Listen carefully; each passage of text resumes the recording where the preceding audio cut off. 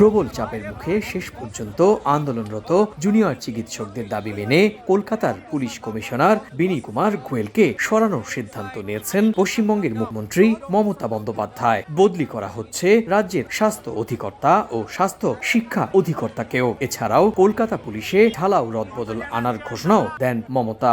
সোমবার রাত 12টায় সংবাদ সম্মেলনে মমতা বন্দ্যোপাধ্যায় বলেন, জুনিয়র চিকিৎসকদের 5টি দাবির মধ্যে 4টি দাবি মেনে নিয়েছেন তিনি। রোগীদের কথা বিবেচনা করে চিকিৎসকরা এখন কাজে যোগ দেবেন, এমনটাও আশা তার। এর আগে সন্ধ্যা 6টায় 42 জন জুনিয়র চিকিৎসকদের একটি প্রতিনিধি দল মুখ্যমন্ত্রীর বাসভবন কালীঘাটে পৌঁছান।